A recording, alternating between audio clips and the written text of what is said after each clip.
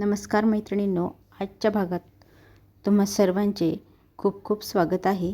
आजच्या व्हिडिओमध्ये आपण पाहणार आहोत, हे पहा डिझायनर हा ब्लाऊज आहे।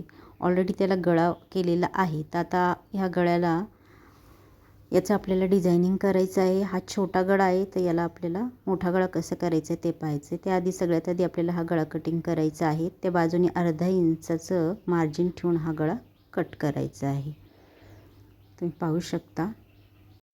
आता इथे आपल्याला काहीही माप न घेता गळा आहे असा कट करायचं आहे, अर्धा इंचाचं। तुम्ही पाहू शकता साईडने मी मार्जिन ठेवलेलं आहे आणि त्याचे बरोबर अगदी मधोमध 2 भाग करून घ्यायचे आहे, कारण याचंच आपल्याला डिझायनिंग तयार करायचं आहे। आता पाहू शकता आपण उंची 14.5 घेतलेली आहे, त्याच्यानंतर शोल्डर 5 घेतलेला आहे आणि गळा हा साधारण 10.5 इंचाचा घेतलेला आहे। आता इथे आपण शोल्डर पाहू शकता 5 घेतलेला आहे आणि गळा रुंदी आपण नेहमीची ठेवलेली आहे, म्हणजेच 2 इंचाची गळा रुंदी ठेवलेली आहे आणि 3 इंच हे शोल्डर पट्टी ठेवली आहे। पण आता आपल्याला काय करायचं आहे, गळा याचा रुंद असल्यामुळे आपल्याला 3 इंच गळा रुंदी ठेवायची आहे आणि 3 इंच खाली सुद्धा गळा रुंदी घ्यायची आहे आणि त्यानंतर आपल्याला गळ्याचा आकार द्यायचा आहे। मधल्या भागात थोडासा जो आपण पानगळा करतोय तिथे अर्धा इंच बाहेरच्या बाजूला एक्स्ट्राचं घ्यायचं आहे। अशा पद्धतीने आपण हा पानगळ्याचा आकार करायचा आहे। शोल्डर आपण 1 इंच कमी घेतलेला आहे। आता अशा पद्धतीने हा पानगळा झालेला आहे आणि शोल्डर इथे खूप कमी घेतले, कारण आपल्याला ते डिझायनिंगमध्ये वाढणार आहे। आपलं जेवढं ऑलरेडी आपलं आहे तेवढं शोल्डर होणार आहे। त्यानंतर आपल्याला मागचा पार्ट कट करायचा आहे। आता हे आहे असं ठेवायचं आहे आणि त्याच्यात ॲडजस्ट करून बरोबर हा मोठा गळा तयार करायचा आहे।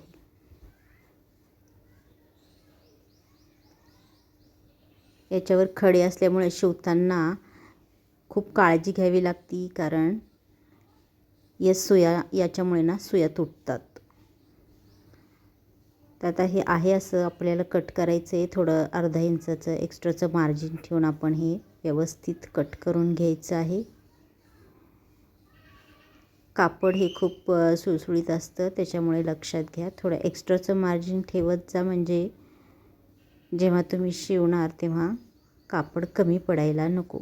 एक्स्ट्राचं कापड झालं तर ते आपण कट करू शकतो, पण कमी पडलं तर मग ब्लाऊज शिवताना खूप प्रॉब्लेम येतो।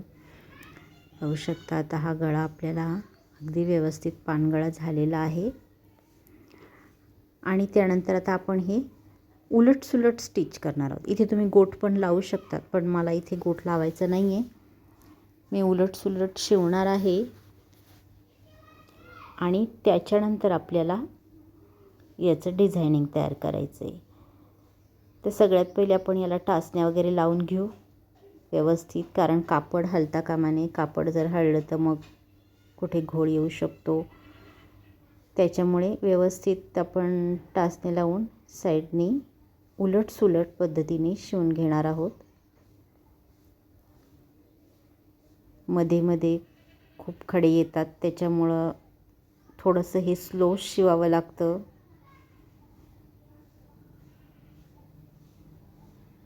आणि हे ब्लाऊज शिवायला फार वेळ पण घेतं।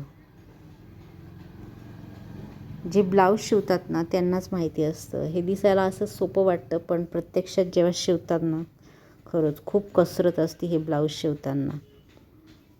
व्हिडिओत जरी हे फास्ट दिसत असलं तरी प्रत्यक्षात हे असं होत नाही।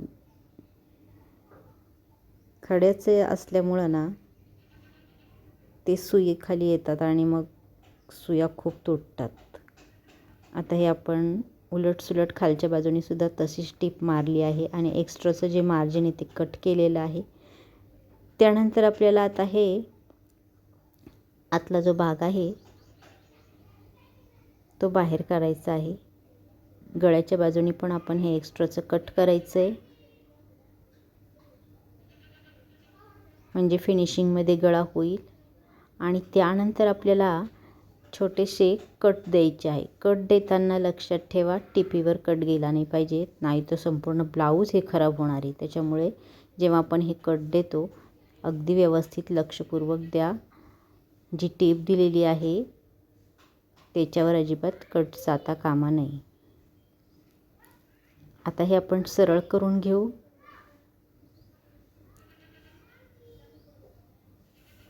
आणि त्याच्यानंतर आपल्याला इथे या गळ्याभोवती एक दाबाची टीप मारून घ्यायची आहे.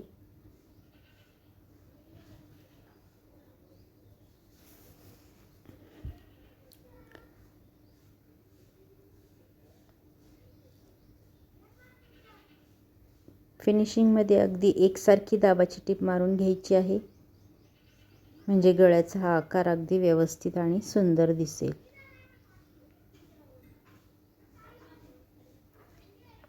तुम्ही पाहू शकता संपूर्ण गळा हा आपला टीप मारून झालेला आहे. खालच्या बाजूने सुद्धा आपण दाबाची टीप देणार आहोत. इथे खूप खडी आहे, तुम्ही पाहू शकता.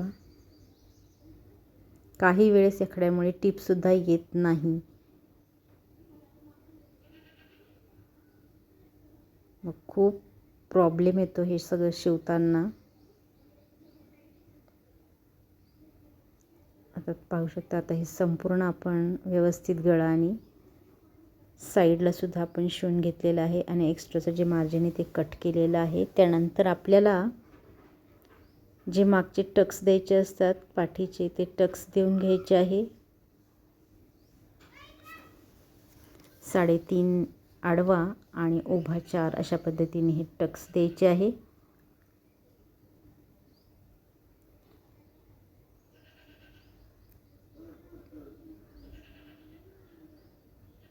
आता काहींना खालच्या बाजूने पट्टी लावायची असते तर तुम्ही पट्टी पण लावू शकता,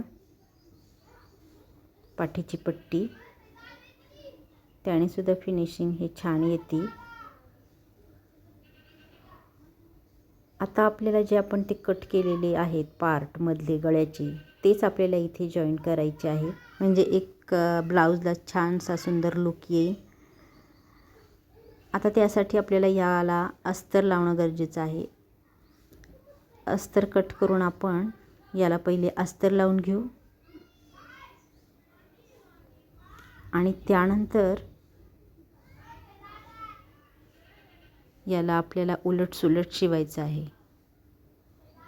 आपण जे अर्धा इंचाचं मार्जिन ठेवलं आहे साईडला, गळा जेव्हा आपण कट करतो तेव्हा अर्धा इंचाचं मार्जिन आपण ठेवलेलं आहे. ते याच्यासाठीच की आपल्याला हे शिवताना लक्षात घ्या. इथे आपण मध्ये मध्ये जे खडे येतात ते काढून घ्यायचे आहे. हे शिवताना खूप प्रॉब्लेम येतात आणि याच्यात खूप वेळ जातो खडे काढण्यात. आता हे आपल्याला उलट सुलट शिवून घ्यायचं आहे. आता हा बाहेरच्या बाजूने गळा असल्यामुळं याला काही आपल्याला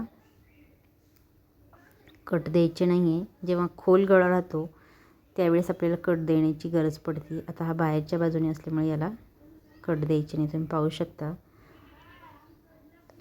अशा प्रकारे हे दोन्ही पार्ट आपल्याला तयार झालेले आहे. आता त्याच्यानंतर आपल्याला इथे मध्ये ना लेस लावायची आहे. तुम्ही इथं गोट लावू शकता, मी लेस लावणार आहे.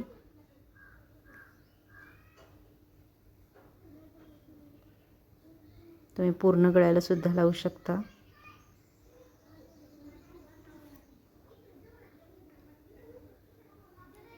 असा गोट लावल्यानंतर आपल्याला हे साईडचे जे पार्ट आहे ते आता जॉईंट करायचे. ते जॉईंट करताना लक्षात घ्या, आता आपल्याला शोल्डरचं माप घ्यायचं आहे. पुढचं जे आपण पुढचा भाग आहे त्याचं जेवढं शोल्डर आहे ते शिवून घेतलेलं आहे. पुढच्या बाजूने आपण म्हणजे त्याला गळपट्टी लावून घेतलेली, गळपट्टी किंवा गोट तुम्ही जे काही लावणार ते लावून घ्यायचे आहे आणि नंतर रेडी शोल्डर आपलं ते आहे ते तेवढं माप घ्यायचं आहे आणि त्यानंतर हा पार्ट जॉईंट करायचा. आता जॉईंट करताना पण लक्षात घ्या, आता अर्धवटच आहे, शेवटपर्यंत आपल्याला तो पार्ट नाही आहे. तर मग काय करायचं आपल्याला, इथे मध्ये जॉईंट तसा जर केला तर चांगला दिसणार नाही, म्हणून आपण हा उलट्या बाजूने असा ठेवून आणि मग त्याला सरळ करून घ्यायचा आहे.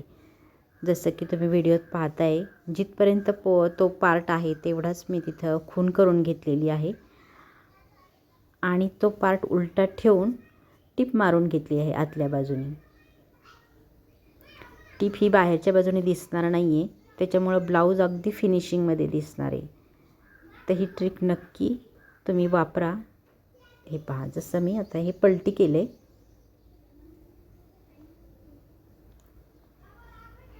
जे टोक आहे ते बाहेर आलेलं ते पण आतमध्ये थोडंसं टाकून शिवून घ्यायची, थोडीशी टिप मारून घ्यायची.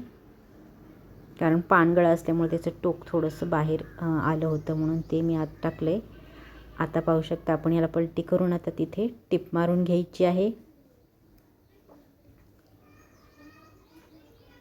जेवढं या भागात तेवढंच दोन्ही साईड बरोबर अगदी मार्किंग करून सेम अंतरावरती लावून घ्यायची आहे. आता इथे टिप पण दिसत नाही आहे. त्यानंतर आपल्याला हे मुंड्याच्या भागाला जॉईंट करायचे, तिथं टिप मारायची आहे आणि मुंड्याचा आकार कट करून घ्यायचा आहे. आतल्या बाजूने मुंड्याचा आकार कट केलेला आहे आपण. आता फक्त त्याच्यावर टिप मारायची आहे आणि एक्स्ट्राचं जे वरचं जे आपण लावलेलं आहे तेवढं फक्त कट करायचं आहे. आता हे दोन्ही पार्ट आपण तयार करून घेणार आहोत. तुम्ही पाहू शकता.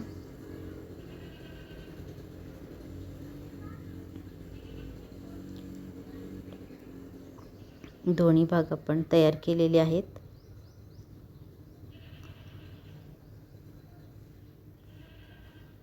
आता हे उलट करून आपण मुंड्याला बरोबर आकार द्यायचा आहे. जो एक्स्ट्राचं इथे कट करायचा आहे. आतल्या भागात आपण मुंड्याला आकार दिलेला आहे तो तसाच फक्त कट केलं आहे आपण. आता पहा, पुढचं आणि मागचं शोल्डर हे सेम झालेलं आहे. जिथे ओपन आहे तिथे आपल्याला ते टिप मारून घ्यायची आहे. तुम्ही पाहू शकता पुढचा पाक मी जॉईंट केला आणि पूर्ण ब्लाऊज हे मी शिवलेलं आहे. तर मैत्रिणींनो, आजचा व्हिडिओ तुम्हाला आवडला असेल तर नक्की लाईक करा.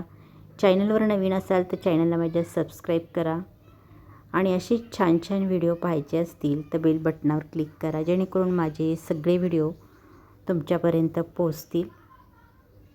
आणि तुमचा एक लाईक माझ्यासाठी खूप महत्त्वाचा आहे. तर प्लीज प्लीज प्लीज व्हिडिओ आवडला असेल तर लाईक नक्की करा.